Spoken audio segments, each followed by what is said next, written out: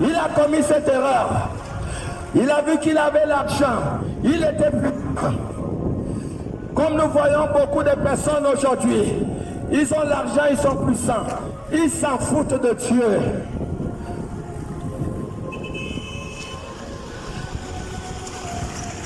Personne n'est tombé. C'est Dieu qui nous a créés. C'est Dieu qui t'a créé. Tu n'es pas tombé sur la terre en vain. Et le dernier jour, tu dois rendre compte à Dieu par rapport à ta vie. Tu vas rendre compte à Dieu. Ne pense pas que tu échapperas le jugement de Dieu. C'est maintenant. Prends conscience. Dieu ne demande pas ton argent. Tout ce que Dieu veut ton cœur. Dieu veut que tu l'acceptes. Dieu veut que tu abandonnes ce qu'on appelle le péché.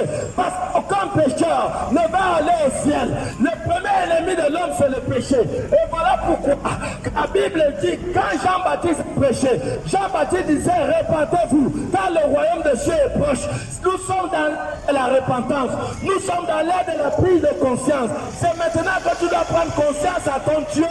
Demain risque d'être trop tard, mon frère. C'est maintenant.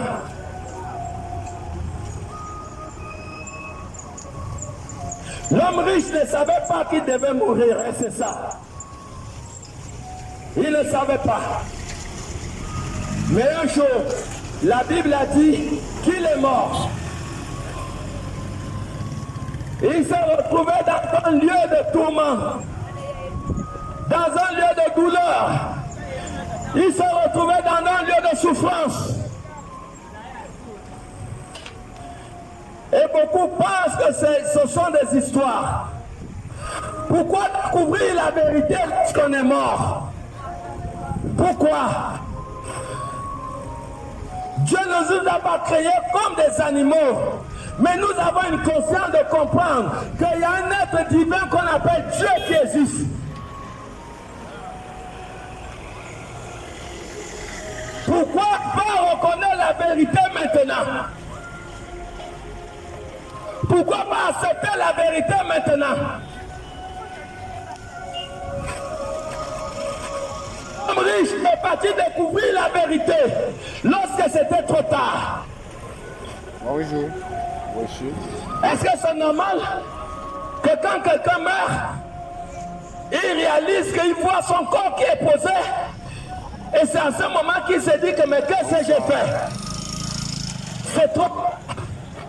C'est maintenant, quand tu as l'opportunité d'accepter Jésus, c'est maintenant qu'il faut le faire. N'attends pas demain. La décision que tu peux prendre aujourd'hui de réparer ta vie. La décision que tu peux prendre aujourd'hui de mettre ta vie en ordre, ne la renvoie pas demain, mon ami. Mon ami, ne renvoie pas la décision maintenant. Lorsque vous entendrez la voix de Dieu, n'endurcissez pas votre cœur. Quand tu entends la voix de Dieu, n'endurcis pas ton cœur. Je ne sais pas quelle est la vie que tu mènes, mais je suis la voix qui crie dans le désert. Je suis la voix qui crie dans le désert. Celui qui a la sagesse, qui a l'intelligence, doit entendre la voix de Dieu. La voix de Dieu à la bouche d'un homme. C'est maintenant que tu dois te repentir. Tu ne sais pas, l'avenir n'appartient à personne. Personne ne sait ce qui va se passer dans les jours à venir. Personne ne le sait. Ne va pas découvrir la vérité quand tu es mort. C'est maintenant.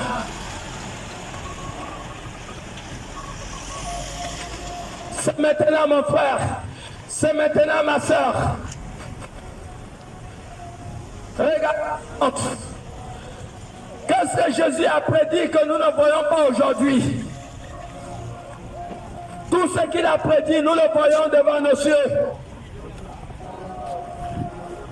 Est-ce que c'est un temps où il faut négliger Dieu? Non. C'est un temps où chacun doit être prêt. Parce que quelque chose peut se passer à n'importe quel moment. La Bible dit que personne ne connaît ni l'heure, ni le jour, que le Fils de l'homme paraîtra dans le ciel. Personne ne connaît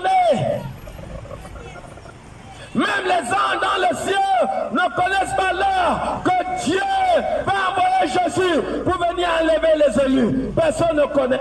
Voilà pourquoi toi et moi, nous devons être prêts jour et nuit. Tu dois remplir toutes les formalités qui te permettent d'avoir accès au ciel. Tu dois remplir toutes les formalités qui te permettront d'être élevé. C'est maintenant, mon ami, ne fais pas l'erreur de négliger Dieu. Tu négliges Dieu, même tu verras les conséquences de négliger Dieu dans ta maison. Tu t'éloignes de Dieu, il y a des conséquences.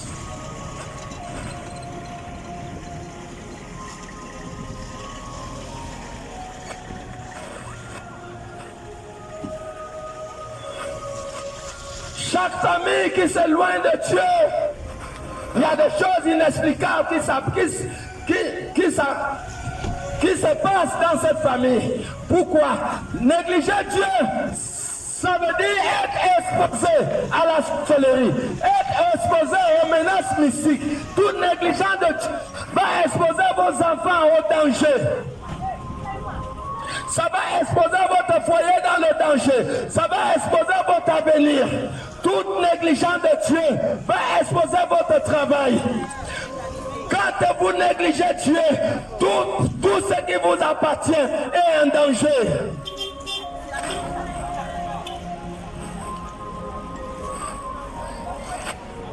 Jésus arrive.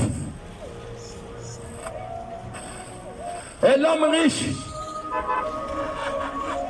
c'est dans le lieu de tourment qu'il a découvert qu'il a fait une erreur. C'est dans le lieu de la souffrance. C'est dans les flammes de feu que l'homme riche a découvert qu'il a fait l'erreur. Mon frère et ma soeur, tu es vivante, tu es vivant, n'attends pas mourir. Et je le répète, quand tu as l'opportunité, l'occasion de prendre conscience de Dieu, en acceptant Jésus, fais-le. Fais-le, mon ami, fais-le. La pire erreur que cet homme a fait, c'est de dire non à Jésus. Lorsqu'une famille dit non à Jésus, cette famille va expérimenter des choses terribles, des choses inexplicables, des choses que vous n'allez jamais comprendre, parce que vous avez fait une erreur. Et la seule erreur que vous avez faite, c'est de dire non à Dieu dans votre famille. Ne le faites jamais. Il est toujours là-bas, là. Ouais. Il y a un jour où Dieu va mettre fin à tout système de choses sur la terre. Et chose que tu puisses faire, c'est d'être en alliance avec toi. C'est d'être en alliance avec Jésus-Christ. Tu veux sécuriser ta vie à cette Jésus. La meilleure assurance, la meilleure sécurité d'une vie, de l'avenir, la meilleure manière de protéger vos enfants, ils vont à l'école, c'est d'accepter Jésus. Lorsque vous acceptez Jésus, quand vos enfants vont à l'école, ils vont sous la garde des anges, rien ne peut les toucher. Somme 91 dit, celui qui habite à l'abri du Très-Haut repose sur l'ombre de Dieu Tout-Puissant. La seule sécurité d'une famille, c'est de mettre Dieu au centre de votre vie, mettre Dieu au centre de votre travail, mettre Dieu au centre de la vie de vos enfants. C'est la seule sécurité.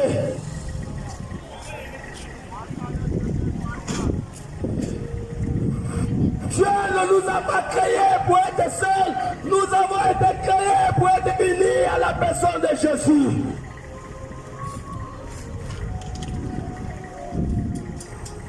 Marcher avec Dieu. Celui que Dieu a envoyé pour sauver l'humanité. La seule sécurité d'une famille, c'est de marcher avec Jésus.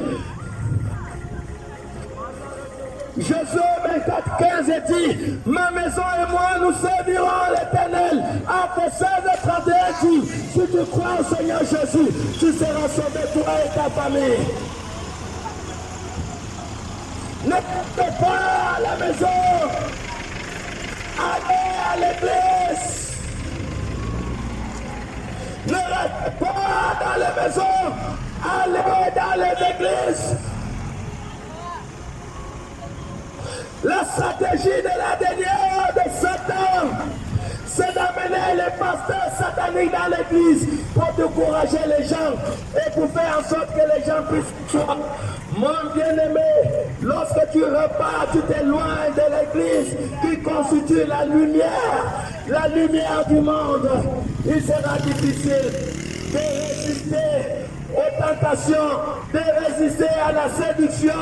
Lorsque tu t'éloignes de l'église, la flamme qui permet en sorte que les attaques mystiques ne puissent pas t'atteindre dans les sons de la nuit, cette flamme sera ôtée. Psaume 103 dit qu'il est bon et agréable que les enfants de Dieu se réunissent ensemble. Dans ce lieu que Dieu déverse sa puissance, c'est dans ce lieu que Dieu déverse sa bénédiction en abondance. C'est un piège satanique, parce que le diable sait que Jésus a tactique de Satan, c'est de décourager les gens, de ne pas marcher avec Dieu, en amenant les pasteurs sataniques dans les églises, en amenant les prophètes sataniques dans l'église. Mon bien-aimé, l'église n'est pas une entité humaine. L'église, c'est le corps de Christ. L'église est le corps de Christ. L'église enseigne la vérité, la justice. On ne part pas à l'église pour voir la mauvaise manière que les autres se comportent. Non. Je vais à l'église pour avoir la connaissance qui permettra que lorsque Jésus vienne, que je sois parmi des personnes qui seront enlevées. On ne va pas à l'église pour regarder la fausseté, pour regarder ceux qui ont déjà, ce que le Seigneur a déjà abandonné. Non, tu vas à l'église pour chercher ton Dieu. Les petits disent, ayez le regard sur la consommation de la foi, qui est la personne de Jésus. N'ayez pas les regards sur les hommes. Les hommes peuvent vous décourager. Les hommes peuvent faire surtout pas de vous asseoir dans les maisons. Mais regardez vers Jésus. Regardez vers Jésus. Et suivez la parole. C'est cette parole qui permettra que vous changiez. C'est cette parole qui permettra que quand Jésus va venir, que vous puissiez t'enlever. C'est cette parole, mon ami. C'est cette parole.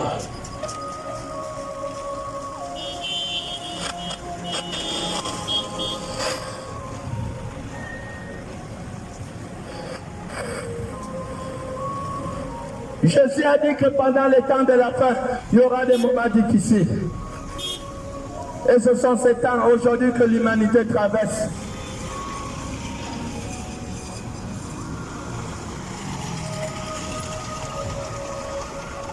Si tu as la sagesse, qui a l'intelligence, que quelqu'un écoute la voix du Seigneur. Écoute la voix du Seigneur ce soir. Dieu a parlé à un cœur. Prends conscience de Dieu. Tu peux négliger toutes choses pendant ta vie. Mais si tu négliges Dieu, c'est la pire erreur qu'un être humain puisse faire pendant son voyage sur la terre. Les conséquences sont éternelles. Même après ta mort, tu devras souffrir du fait que tu as refusé Dieu pendant que tu étais vivant. Ne commets jamais cette erreur. Ne commets pas l'erreur de rejeter Dieu. Le chemin de Dieu. Montrez à vos enfants le chemin de Dieu pour qu'ils ne soient pas mangés par les sorciers, pour qu'ils ne puissent pas être quelqu'un. Montrez vos enfants le chemin de Dieu. Dieu va les protéger jusqu'à ce qu'ils vont grandir avec eux. Jésus arrive. Jésus arrive.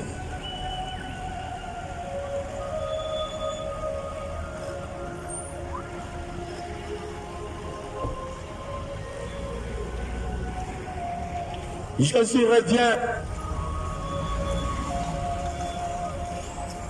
Si tu n'es pas prêt,